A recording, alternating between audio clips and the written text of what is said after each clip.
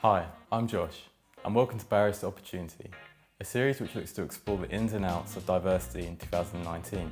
Diversity has been in the news a lot recently, with the problems and challenges being highly publicised. So we thought it would be a great opportunity to go out and explore exactly what these challenges are and how we can solve them. We went out and spoke to a variety of individuals to get their take on what diversity means to them, what the challenges are that they see, and how they think it can be solved going forward. We hope you enjoy this video as much as we enjoyed making it, and let us know what you think. I remember an event, I won't name the organization, which I attended not so long ago, and so there were lawyers there, there were people working at the top of their careers, legislators at Europe level, right? And the event was about to conclude, and nobody had really stopped to say, what do we mean by diversity and inclusion? And so I felt compelled to actually raise that question and said, fantastic event, fantastic insights, but we haven't stopped to actually ask ourselves, what do we mean? So there's always this assumption that everyone means the same thing. So in some ways, it's not so much even how I would define diversity inclusion that matters, if you can catch my drift. What really matters is us being engaged in that conversation to begin to explore for ourselves and understand for ourselves what we mean by diversity inclusion. Because what I understand diversity inclusion to be might not necessarily be the same as the next person. And that's okay. But that said, I think there are key principles and key perhaps values that we can look at and to apply. I would say conceptually, diversity inclusion can be understood as something that falls into two buckets. Right? On the one hand, I would say you've got what I would characterize as negative diversity inclusion. That's not to say it's bad diversity inclusion, but it's just to say it's diversity inclusion that focuses on what not to do as opposed to what to do. So, for instance, you've got the protected characteristics of diversity and inclusion. So, in those kind of protected characteristics, it emphasizes, don't discriminate against people maybe based on their gender, on their race, on their sexuality.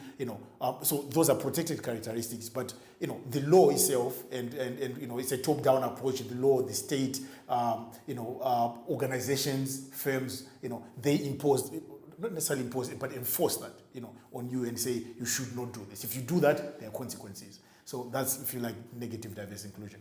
But on the converse side of that, you've got positive diversity inclusion, and this is actually emphasizing what we should be doing. So we could be talking there about the values we should be upholding. We could be talking about the languaging around diversity and inclusion. Our attitudes. So those are things that you can't ordinarily measure.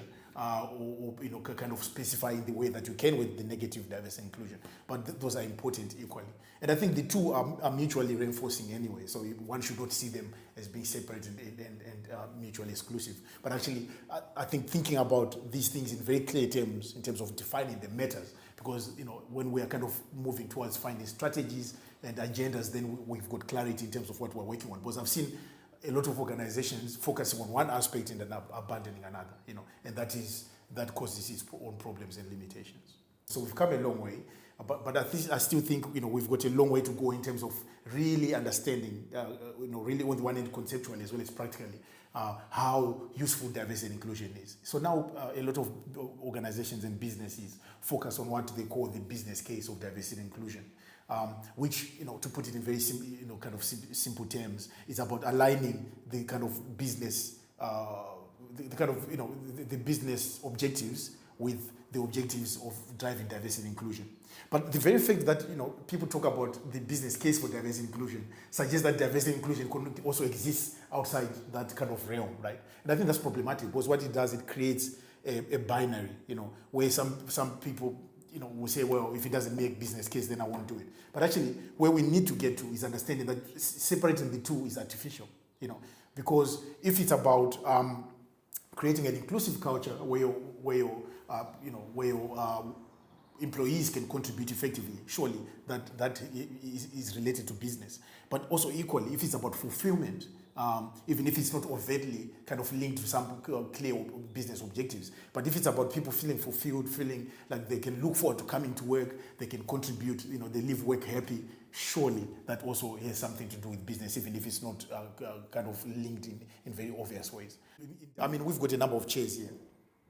If here there's an Oxbridge guy who sat here, and I say guy as in actually gender, it's a guy, it's not a female, right? Sat here, and all these chairs are occupied by the same group of people. Now, when you are discussing issues in terms of, let me take one issue that a business might be interested in, opening up, kind of accessing new markets, accessing new clients that you haven't accessed yet. These folks here might only be aware of the needs of clients that they already interact with, But for you to actually understand how you can reach markets, maybe in certain neighborhoods that ordinarily your business doesn't reach, you need actually folks who come from those neighborhoods, who are actually going to help you to have a deep understanding of what actually people in those neighborhoods care about, what needs of theirs need to be met.